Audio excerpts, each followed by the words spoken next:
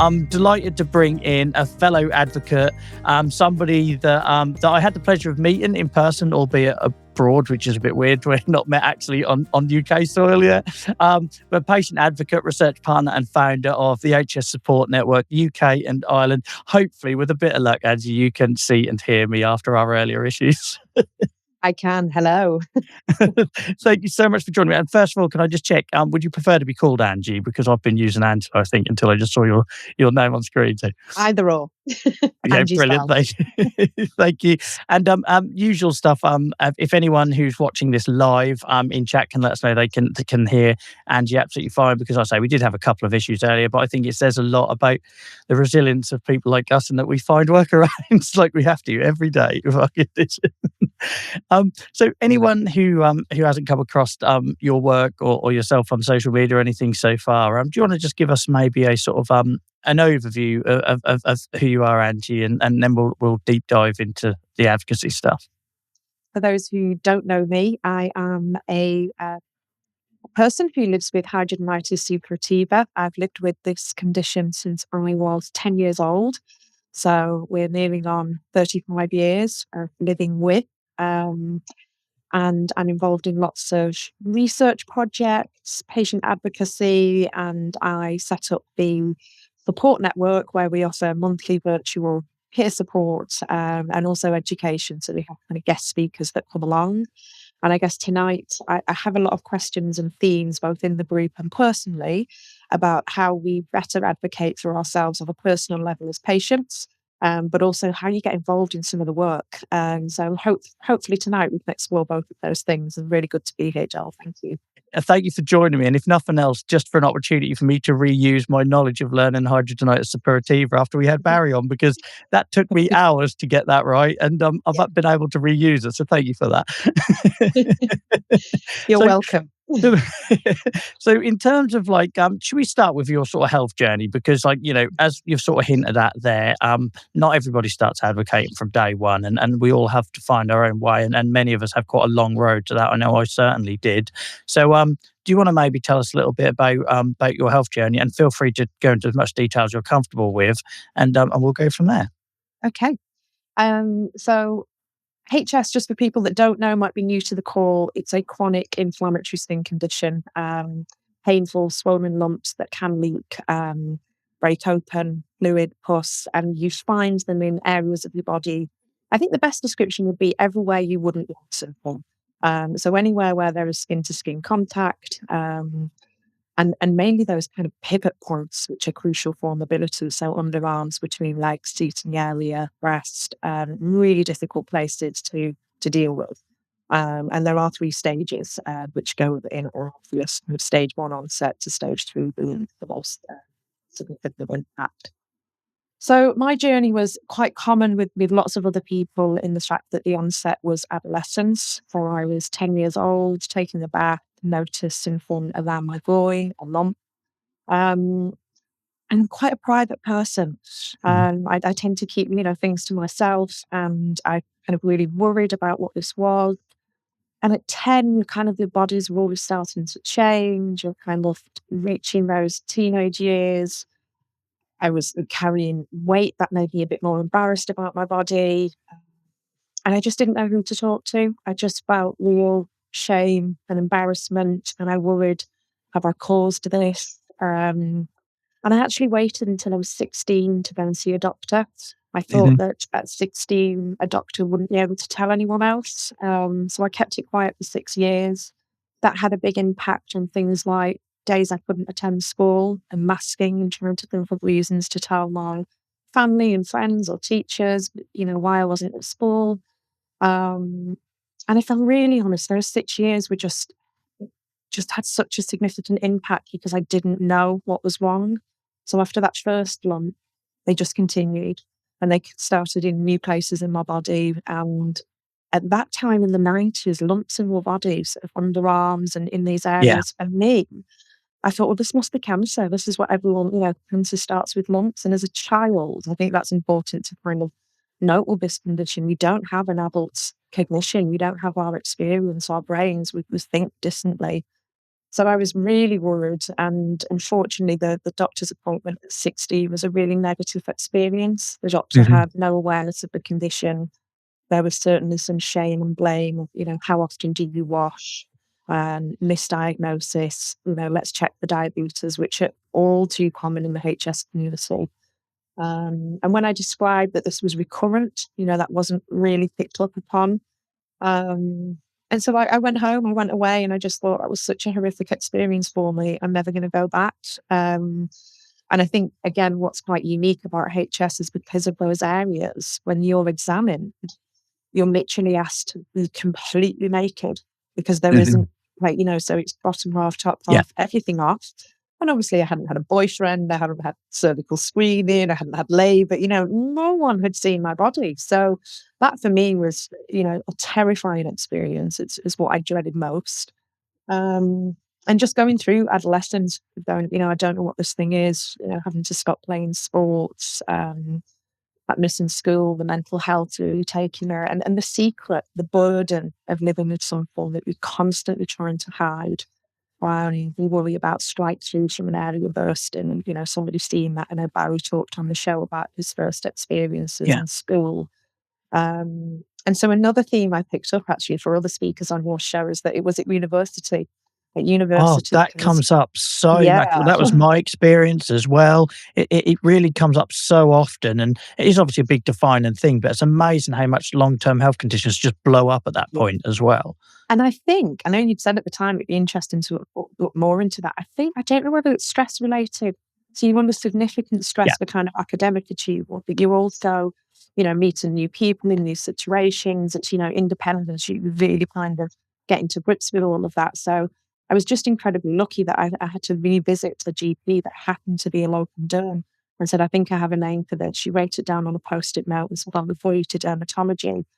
And I remember that day walking out or just feeling overwhelmed, just being like, wow, this is a condition. I do have Yeah. something. This isn't I something I I've been doing I wrong. just I just wanna pick up on that because that is exactly the same overwhelming, sort of feeling I had in that I've been gone so long without a label, I kind of felt a fraud by that Yeah. point. So then Yeah. you get an answer, and I didn't really know what to do with that information. Do you know what Yeah. I mean? Yeah, absolutely. And I think the overriding feelings on that was great. I'm gonna get fixed, get me to this dermatologist. Let's see what we can do. And again, I think still that kind of teen adolescence thinking if I have a diagnosis, I'll go to the doctor or the hospital and they'll give you something that will Yeah. fix things. Yeah. So there was a huge journey then, of having, coming to terms with there isn't a cure for this. We can't just fix you. And that was, I guess, the step of a next journey. But still at this point, I hadn't told anyone at all. No. So it'd been 11 years and I just kept quiet. I just made excuses of going on holiday, swimming, or not having relationships, or I just did everything and anything I could to mask that there was anything wrong. And probably went overboard on trying to be glamorous or the clothes I wore or other things just to Yeah. try and Yeah. divert from is there something wrong with me? I can relate to so many bits you're saying there, and things like the first time being seen naked. I was the same. They used to wheel in a load of student doctors to poke and prod me, but you were doing it with no clothes on from the waist down, and I was sort of 12 to 14 years old. And it's just uncomfortable, and but the one I really wanted to go back to was like the hygiene thing because as a teenage boy with psoriasis, it was exactly the same things that were thrown at me that you need to wash more, or you need to do this, or you need to do that, and people don't appreciate the mental impact that has and how it can also stick with you for life. So now, like, sorry, and this isn't about me, but I'm just trying to give an example. It's like, as somebody with something like inverse psoriasis and them similar areas that you can get HS, and I think Mhm. that's why HS sort of like resonates with me. Now, every time I have a flare, I think I smell. And you don't get that so much with psoriasis, like maybe perhaps other conditions, but it's because at some point a doctor planted that seed Mhm. that it was hygiene. Yeah. And you feel, you know, as someone coming to terms with this, you feel dirty. You feel, as a child, you see what's happening to your body and as a teen, and it doesn't feel good. You initially feel quite disgusted with what you might see. And I think the nature of HS also means that some really simple things that we take for granted on a hot day, you will wear deodorant. you put possible on under your arms. You can't do that if they're upon COVID wounds. Yeah. You will wear in hot weather sleeveless dresses, shirts, tops.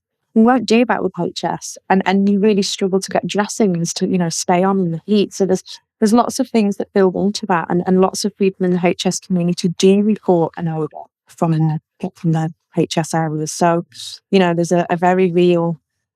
It's a balancing act, because you would also say, do you know what, you wouldn't find a cleaner person. I shower multiple times a day, and you couldn't be any cleaner. I was changing my clothes. I imagine you overcompensate a little bit, don't you? And that's what I mean, yeah. And I just think it's a really important point, because I say I was really late to the party, and I was ignorant when it came to a condition like HS. It just wasn't on my radar, which we know is an issue. It is not on a lot of people's radars, and especially medical professionals. Do you want to maybe just, so you've had the opportunity to talk a little bit about that regard, and how it just doesn't get diagnosed because it's not on their radar?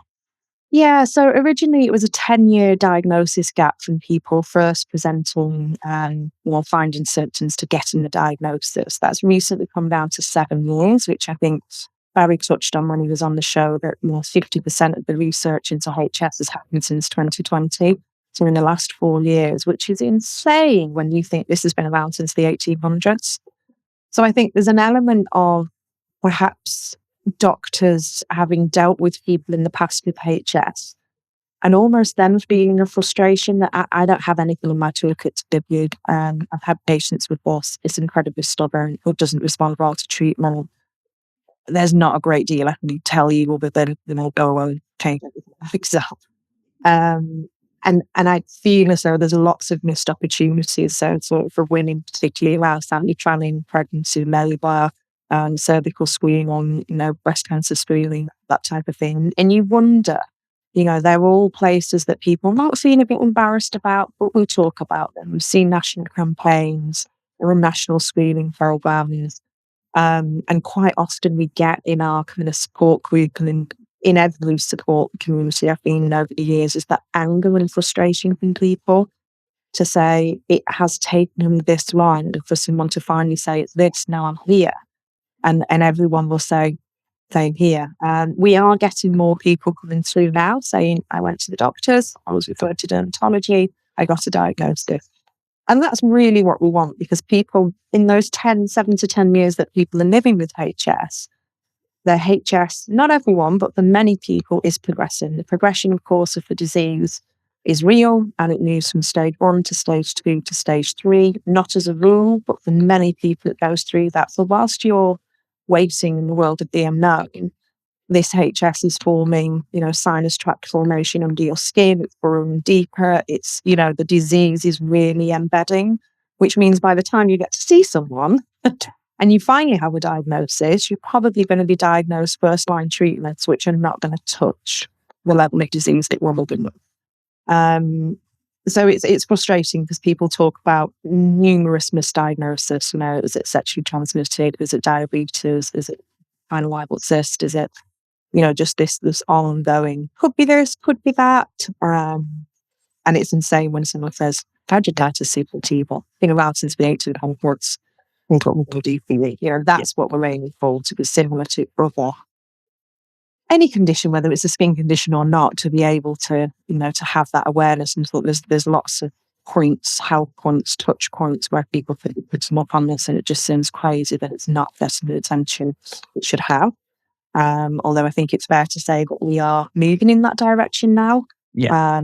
There's lots of interest, research, commitment. Just this last Wednesday, I did a webinar for the British Dermatological Nursing Group. Yeah. And other organisations getting in touch to try and do more awareness with healthcare professionals, whether that's doctors, GPs, dermatologists. So it's happening, but at the moment it's an unacceptable length of time for someone to wait for support. And it just causes the spot much worse by having to wait. Yeah.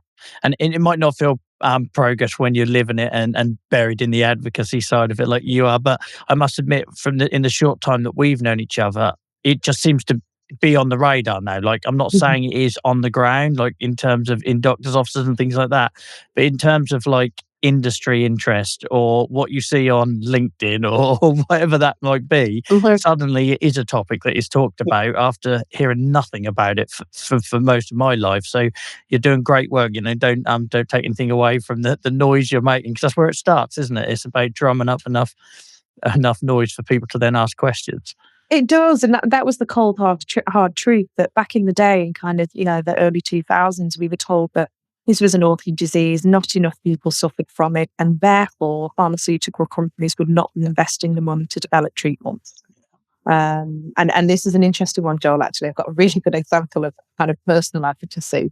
I was under a surgeon. The surgery has become just part of my management, whether it's planned or emergency. And I had this particular surgeon who had what I would say in some ways was a typical surgeon's bedside manner. To put it mildly, he wasn't the best. And I said to him, well, what about this treatment? And what about doing this? And I've read the D-list of America. And his write-up, when you get the kind of notes afterwards at the consultation, said, Angela remains delusional about hope for a cure for this condition. And I remember sat at home and opening this letter and crying, like really sobbing and going, Yeah. delusional. And I think it was probably my first really good example of advocating for myself. So I kind of quickly got online, drafted a letter that said, dear Mr. Surgeon, I was unaware of your mental health qualifications and the ability to deem I'm me only as laughing delusional. because it's shocking. I'm not. Yeah, I'm not taking anything away from your situation. Delusion is a state of mental health. I didn't think as a dermatology surgeon you ought in a position to label me as delusional. And I've yet to find one that prioritises the mental side of living with these conditions. Yeah. Yeah, but I was like, this is going on my record that I'm delusional. And I don't know why, but it just really struck a chord. It really offended me that you'd made a statement or a judgment about our mental state.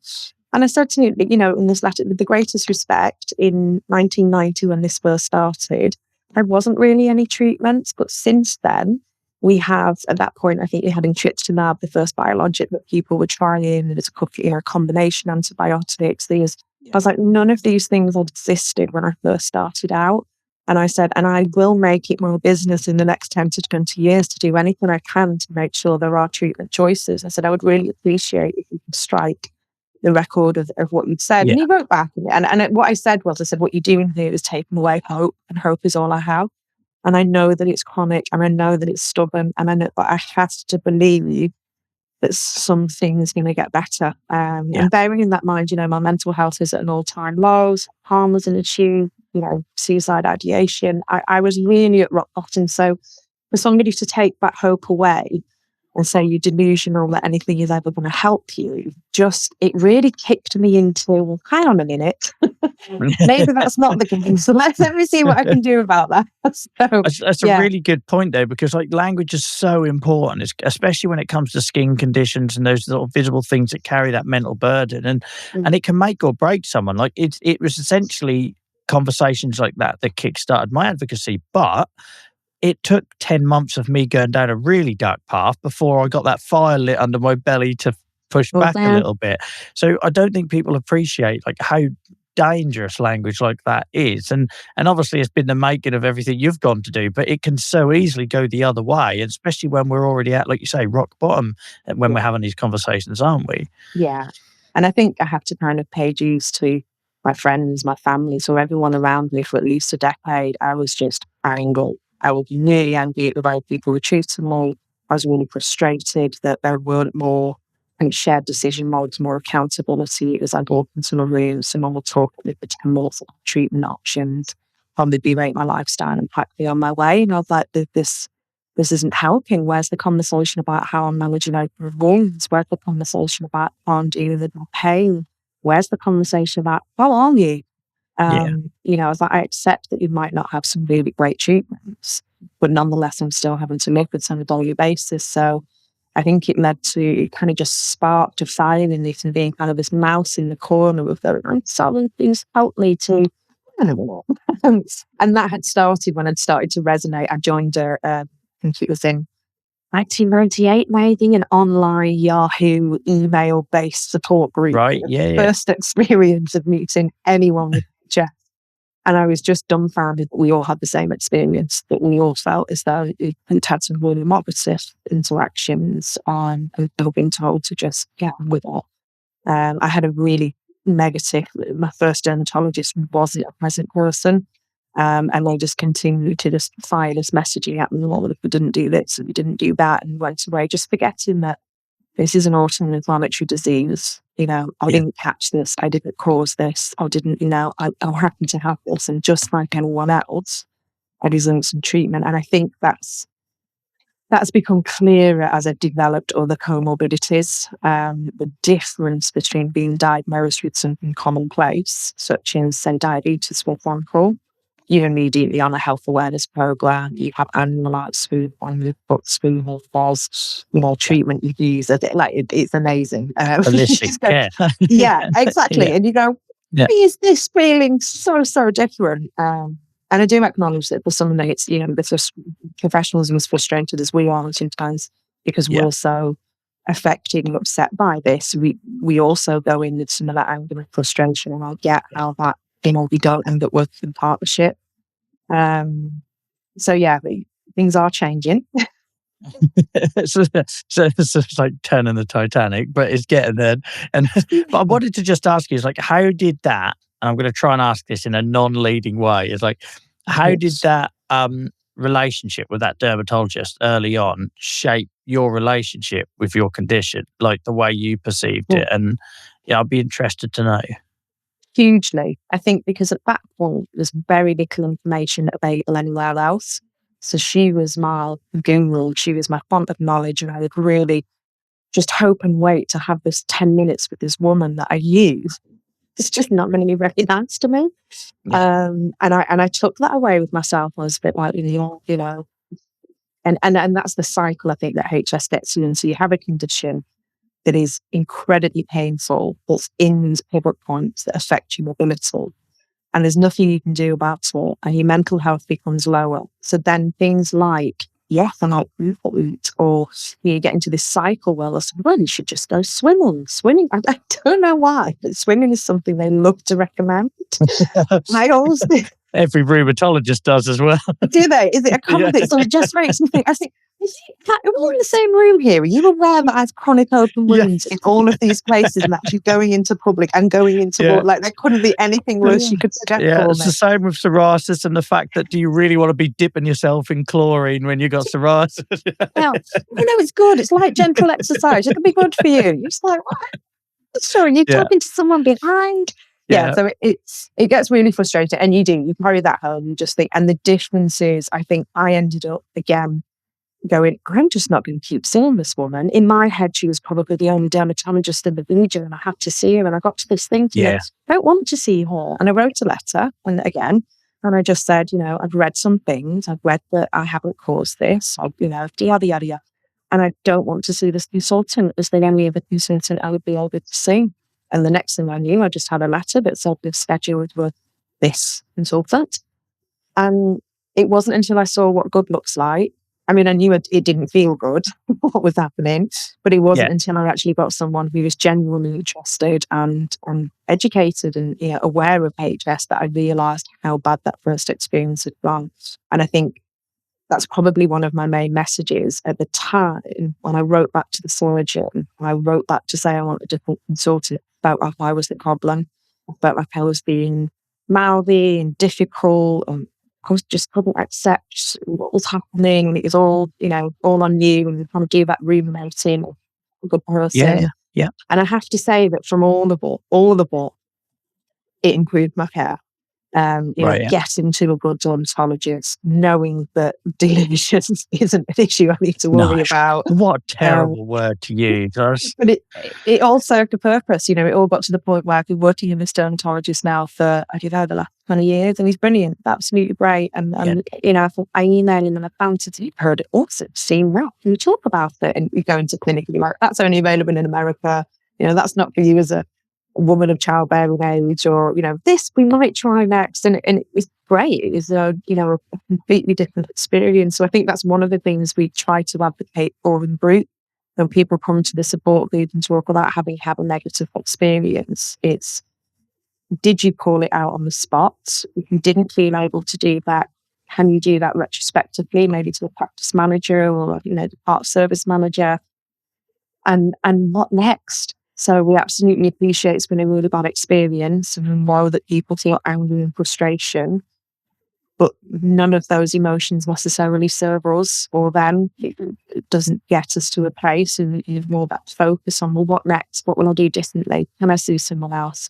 Can I call it in? Can I have another conversation about that? And it's our right to do that because we know that bad practice exists. And whether it's intentional or unintentional, it happens. And I think it's really sad that people with chronic illness, sometimes feel like we have to jump up and down and swing for things, and it is frustrating. But nonetheless, it's work we have to do. We want to change that, but as it is, it's a reality. And it's important that you have that voice and you call it as well, because like one of the things I've found from transitioning to a patient very much in a similar position to yourself, I didn't know what I've never had an assigned dermatologist ever. I couldn't tell you what my dermatologist is called, even though I've had psoriasis since I was a child, because everyone focuses on the arthritis side. And it took being an advocate and going abroad to see what good care looks like. It's mad, to meet amazing dermatologists and have them asked to come on this show and, okay, so that's what it should look like. But then I find when you get into advocacy, you sort of cross this line where you've got to try and partner with everybody, and there's all the politics, and you've got to try and be diplomatic to get people around the table, but you're still a patient and you're still representing patients. So I'd be interested, this wasn't on my list of questions, just because you mentioned there that, the whole, having a voice. How do you tackle that one? Because that's one I'm still very much learning, from going the banging fist on the desk kind of patient to trying to get them to listen and easing them into the conversation a bit more.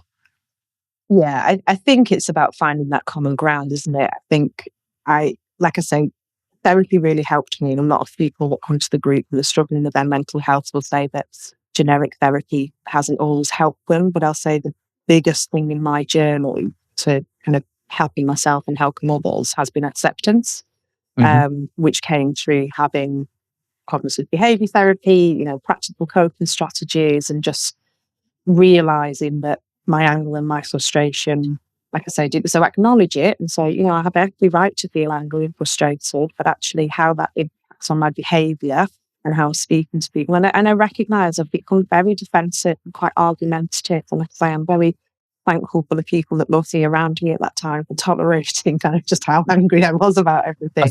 I think all of us that have gone on a chronic illness journey have got people we're thankful are still sticking around. Yeah, but it is turning that around though, Joel, as you say, you kind of have to go there in order to kind of come out the other side and recognise that actually of all those bad interactions, the outcome was never good. The outcome was always, it's all a mess. So I think really switching my perspective on the kind of recognising my feelings and how they affected the behaviours, and going, well, actually, I want to be part of the solution, not part of the problem. I don't want to be deemed one of these patients that I hear doctors talking about, or I don't necessarily want to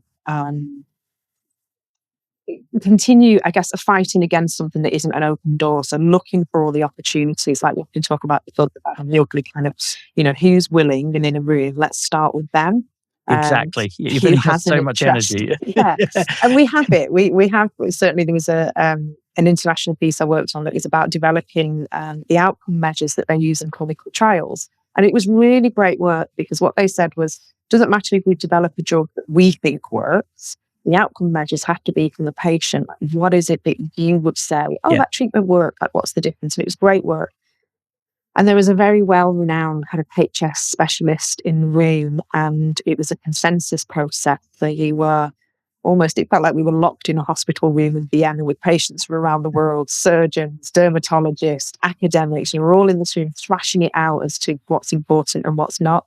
And there was a very heated discussion. And I would imagine everyone who kind of tunes into this will recognise lethargy, tiredness as part of any chronic condition. And people saying, just don't have the energy. I can't describe to you that this isn't just about something on my skin. This is a general malaise, sometimes fever, feeling sick, but an exhaustion. And I think that's the relentless nature, isn't it? I've had a couple of people have things recently, like what's sciatica. A really good friend with sciatica, and it was the worst 3 months of my life, like with the places it took me mentally because the pain wouldn't stop. And she was like, I just want to say, like, I don't know how you coach with this. And it is that relentless nature. Anyway, whilst we were debating that, the professionals were saying that lethargy shouldn't really be a benchmark for an effective treatment. And I'm kind of very passionate at this point about it. And there's a picture of me kind of with my arms up in the air, like really animated against this like absolute expert. And then it's been used again and again. Like, people, please stop showing it. I know. But it was that thing of the patient voice is king in these types of events. And that's what I've kind of recognized, that when we're welcomed around the table, I feel like we've moved from the face of that being a tokenistic, when we have patients involved, to actually much of the work I'm involved with at the moment, your voice will be the overriding factor. So if there's something that's in dispute, they will turn to you and say, well, let's ask the patient and see what they think. And I think that's been a big shift in advocacy.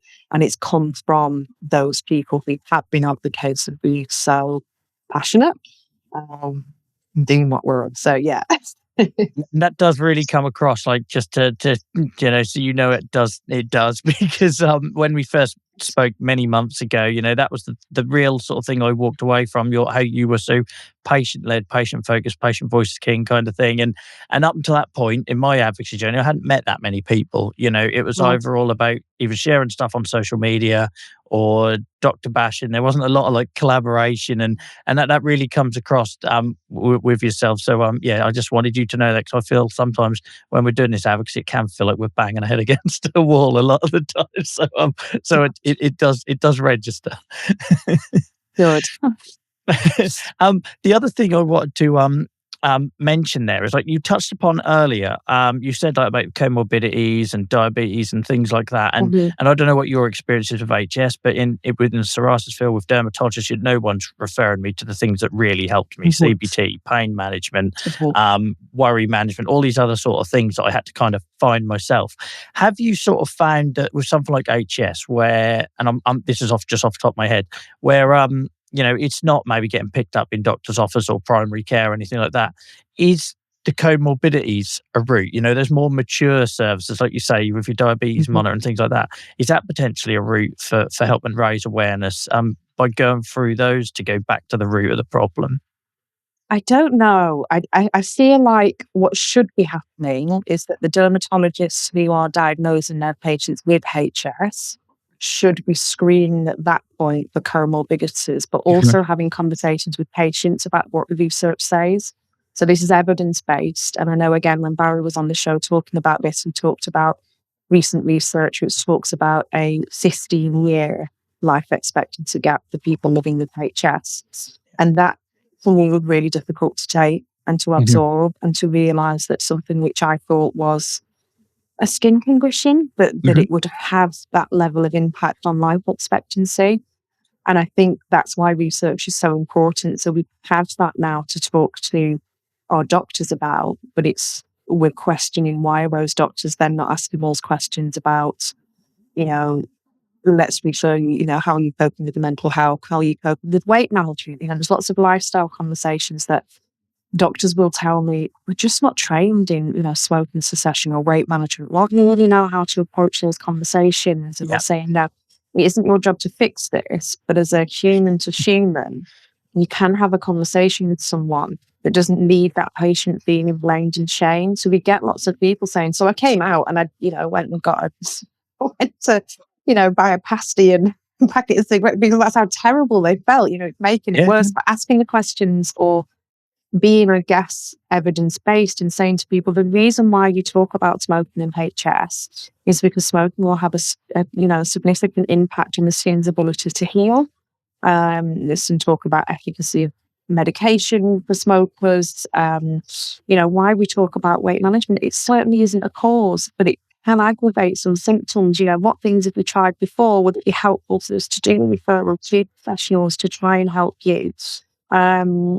The anxiety and depression, is really common, but just not asking those questions. And I understand it. I understand it will open an absolute floodgate.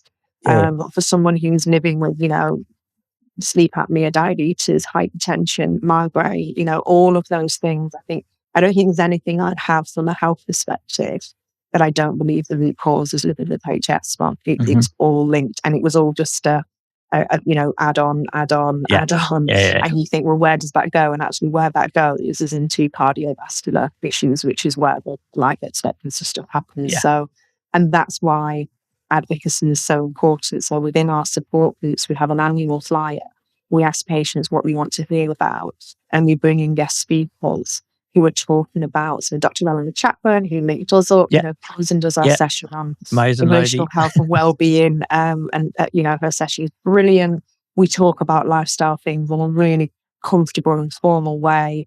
And the thing with HS is that it's different courses for different horses. What works for one, you can have someone over here going, I did this with my diet and life is wonderful. And someone else tried that. It worked for me. So it's difficult for people to know what to do.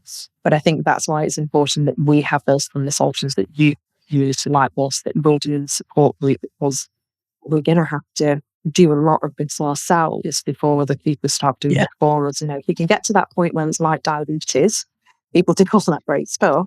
That will be an achievement for us. But until then, we need individuals to be talking. Rheumatology is a really classic example, Joel. So lots of people understand with HS that their kind of NSK pain is linked to the fact that we as HS patients, people with HS, sit differently, stand differently, sleep differently. We're always accommodating some level of inflammation. And that offsets to an issue somewhere else, doesn't it? And you just think, I'm linking a bit today because of this, or, maybe it's my medication. And actually, we're not going to the doctor and saying, I'm getting some quite significant joint pain here. And actually now the research is suggesting, or really closely ones, obviously an apparatus is coming. So, but it is going to take us talking about that and taking our kind of symptoms and what we're feeling more seriously, assuming it's just all part of the same thing. There's not much about that. It's that crossover though, why I've got such a soft spot for this condition and your situation, because as a psoriasis advocate, the similarities are massive. We're having the same conversations with dermatologists who are saying, well, we know you've got 7 minutes, but why are you not asking me about how it makes me feel? Why are you not asking me about my mental health? Why are you not asking me about pain and all these other things? And it's always the same. We're not equipped to deal with the answer. And like you said earlier, it's we don't need you to fix it. You just need to refer it. And back where I live, my part of the country, I know it's not the same everywhere, but they won't cross-refer. So if I go to my rheumatologist, I'm seeing my rheumatologist next week, and my joints might be perfectly fine. I could be covered in psoriasis. I have to go back to my GP to get a referral, which is just mad when they're literally down the corridor from each other. So we're fighting for that multidisciplinary sort of joined up approach as well. And I think that's why there's such a real opportunity between the two communities, because psoriasis is further ahead in terms of investment and industry and treatment options and everything else. But we're still facing exactly the same issues when it comes to the pressure on dermatologists and how broken that system is at the moment.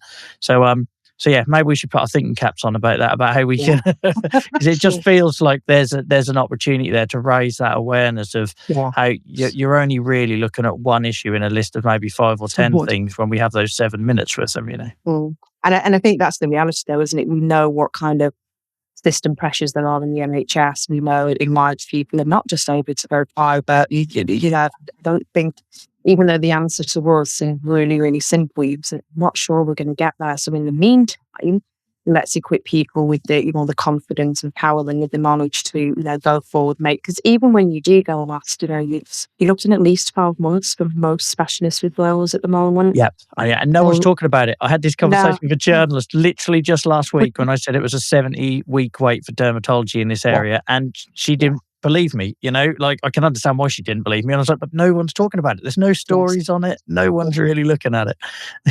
It's a big part of our support group. We have a lot of people who've been referred who are waiting over a year. Unfortunately, both specialisms, kind of the HS clinics in the UK are quite sporadic. There's a couple of centres which are known for being more really proactive and multidisciplinary. Others are still waiting that over a year to go to a clinic where they're still not really getting the treatment and care that they'll need.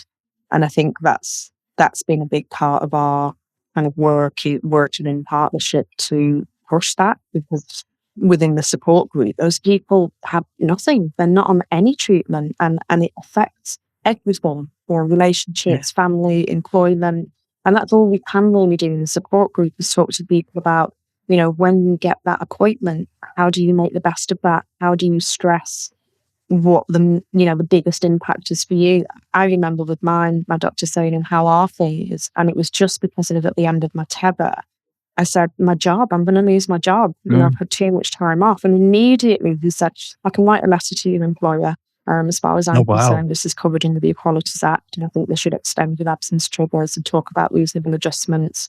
And I've been a big advocate for that in the group and people that I speak to, because I think I deserve to be able to work, and I deserve not to just have a job, but I deserve to be able to aspire and achieve like anyone else.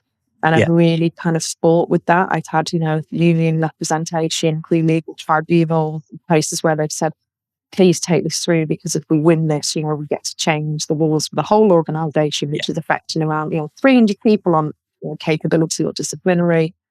And it's about having those conversations. I remember saying to HR, "I wish I had the confidence. It was appropriate for me to lie on the table in this meeting and to take my clothes off and to show you what I live in on a day-to-day basis. And if I could do that, I'll guarantee you your tone will change. And you can't fix me by giving me reasonable adjustments to be well and never take time off," because that was the angle was, "So well, if we do this, this and this, you'd be okay in work." No, this will require time off. And when it comes to surgery, significant periods of time off. And I'm quite ferocious, because I just think being part of society and having an income and a livelihood, it's really important stuff. And too many people come to us in the network saying, "I've lost my job, I can't get a job, I'm in trouble at work." And that really needs to change. And them conversations are so important. And it's something I think we touched upon, just to bring back to Dr. Ellen Chapman again, like we talked about on there. It's like social media. I can't show my type of psoriasis on social media. And the amount of messages and things I get saying, "Well, you look fine for somebody with psoriasis. And that must be nice for you to do all this advocating when you're not suffering." It's like, I am suffering, but my account will get banned if I show you. So you can't depict the realities. But having those conversations with employers is so important, because I found I went most of my life not talking about my condition. I was embarrassed. A bit similar experience to what you've had. It's why I can relate to you and likes of Barry, who's been on the show, and others. But now I've started talking about that. My employer can start to understand how last week or this week just gone, we've had a pretty stressful event gone on, and I'm now having a huge pain flare. I didn't do anything wrong. Previously, maybe an employer would say, "Well, did you, not manage it properly, or were you doing everything you should have been?" That's like having a second doctor sometimes. But now they understand I had a stressful life event, and of course, I'm now in a ton of pain, because that's how my condition works. But until you can get in a position where you can trust people and let the guard down and have those conversations, life is difficult trying to maintain a career with these things, isn't it? Hugely. And I think that's the stigma, isn't it? That you have something which affects us in parts of our body that makes it uncomfortable to talk about. And I'm forever grateful, because there's an emerging army of people on social media who are showing their HS, and I'm just in awe of what they do. And I think that for everyone, just remembering that this is a journey, because I think I'm always advocating, I want to see the next generation of advocates and researchers, but I have to appreciate that this is a condition that really affects people in adolescence, early 20s, 30s, and at any age. But actually, at stage 3, I would never have been in a position to be doing this work. So there's a kind of a journey level, and it's all of those experiences of going into work after being up and someone saying, "Oh, you look well today." And just trying to come up with ways of, what is it that's wrong with you? What makes me laugh is hidradenitis suppurativa is obviously a difficult thing to say and remember. And you'll know that people around you have maybe clocked on, they've put 2 and 2 together, they've found out things, and they'll ask you nothing. And they think they're being really discreet by asking you, with your, and they'll drop it in and look, but it's the one thing you're looking out for, is protection. Like, I can't let people know this, and you kind of put it up. But over the years, you just get more confident in kind of, I tried different ways, and now I say to people, I have an autoinflammatory chronic condition, and when it peaks, it really affects my mobility. It also can affect my mental health. And so, I'm feeling much better than I did yesterday, but every day brings some level of challenge for me. And people, if you say something assertively enough, and that's the conversation over. Yeah. Just Yeah. full stop spells. I've been sharing my story for years now, and it still absolutely throws me. And I have this brief moment of panic every time anyone outside of my advocacy circle knows what's going on, because obviously I share so much and it's out there. So every now and then you'll get someone at work or someone through your, hobbies or whatever will say, sorry to hear about X, Y, and Z. And I will literally instant cold sweats and because you're still fighting that defense mechanism that you had for so many years, aren't you? Yeah. And I think that's my whole kind of onus with kind of coming on the show tonight, is that how did I deal with a condition that I didn't want to tell anyone about, but was affecting everything in my life? And actually, I used to really beat myself up that I wasn't so open. And I'd see people doing fundraisers on Facebook, and I think, I've got acquaintances from like school, and I don't want them to know the detail. And so I had to find a way of carving, how can I make a difference whilst kind of still being a little bit behind the scenes, and kind of doing other work that I feel really proud about. And the biggest thing in that was the kind of the mental health and the isolation, so kind of running the support network. And that's leading us into registering as a charity, following in your footsteps. We did have a charity. I feel like I'm following in yours. You've been doing a lot of this stuff a lot longer than I was going to say, but doing that, but also kind of putting the messages out there, because we get a lot of people getting in touch saying, how do you get to do advocacy work? And one of my messaging now that is that it's been decades of really hard work. It's been working full time, living with HS, but going the extra mile, putting my head above the parapet, contacting people, trying to get involved. And a skill set as well, kind of speaking publicly, articulating things, and importantly, being able to represent a community rather than just my own local experience. And I feel like, having been in the group and listening, people are being brave enough to share, and that's why I've really all showers to everyone in the group, for the fact that they're sharing enables me to borrow well and talk about the community voice authentically. You can have your finger on the pulse, can't you? And that's not just your experience. Thing. Yeah. And it's been, let's say 35 years, at least 20 years in kind of forums and communities. So to understand how it might be different for people with skin of colour, or for trans people, or for there's lots of intricate things. I think becoming an advocate is part of having your lived experience, but a skill set. And I think you touched on this in the past, Joe, but some of the really, really hard work, the planning, the travel, the time off work. Yeah. I still get a DM every time I'm in an airport that will say, how can I be an advocate so I can travel? And it just every time make my blood boil. And I try not to sound like a miserable old man. Now I'm got a 4 in front of my age. But it is that trying to explain to people that it's a long game. And we had a real issue with this in the pandemic, because lots of people started sharing stuff, which was amazing. And then they sort of started getting a bit obsessed with the numbers and how many followers they had on Instagram, and it kind of became his thing. And trying to get across to people, it's such a long thing, because there comes a point where people are looking to you, and it terrifies me as much as it's a privilege. And people are looking to you. People have talked about Barry a lot. People look to him, and there comes that point where you realize you are carrying that collective experience, and then you've got to do something with it.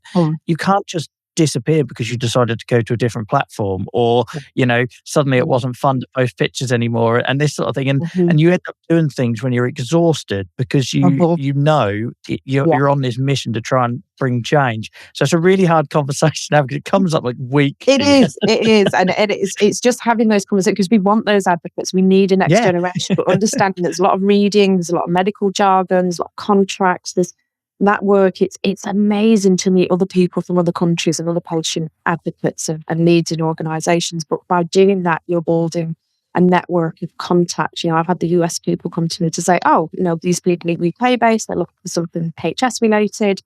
Similarly with industry partners, some work is paid, some work is not. But it's about building a reputation, and that happens over time. So having lived experience in a patient story is really crucial, and will always find value. And everyone's advocacy journey will be different. I think my experience has been, it's been a combination of kind of really hard work and trying to, fine tone some of that, capturing an audience, opening to something powerful, and doing all of that sort of stuff. So, but I think wherever people are being advocate, whether it's for yourself or for your community, keep on keeping on, and it feels tough, because it is tough. None of this toxic positivity. Yeah, it's great. Yeah.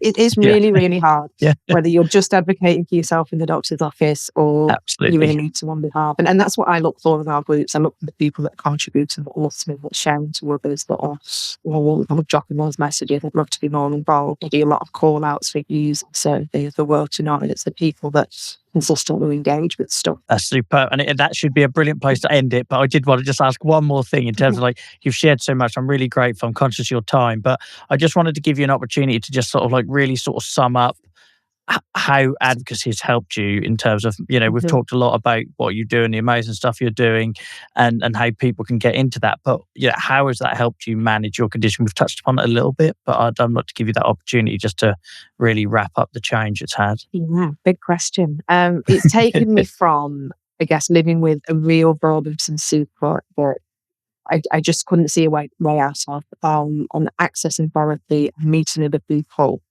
led me to these advocacy opportunities. And I think on a personal level, advocacy has brought me the treatment repair that I deserve and that everyone should be having.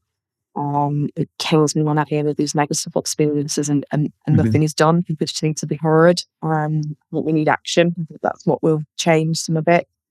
And the broader advocacy work will kind of the benefits that it's brought in terms of seeing other countries and kind of realizing it's that kind of karma, that swinging doors, isn't it? If you give something, you will get something back. And that by doing the advocacy work, it gives me hope that if, for example, a child in the next generation, one of my colleagues' children is unfortunately not to be diagnosed with HS, my dream goal is that by experience is valid up front, that by his mental health support, that it has good care, call management and effective treatments. And I feel it's from the range of projects that I work on, I'm probably doing something for each of those, which just helps me go, okay, it wasn't there for me.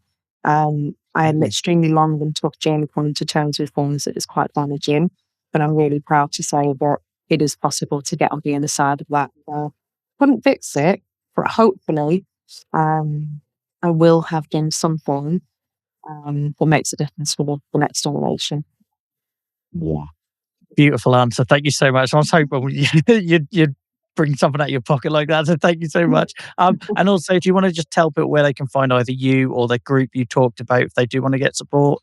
Get in touch? So we are on Facebook as the HS Support Network UK and Ireland. We're on Instagram as the _HS Support Network _ between the words. Or you can email us hssn UK and Ireland at outlook.com. Really sorry, there wasn't many available names.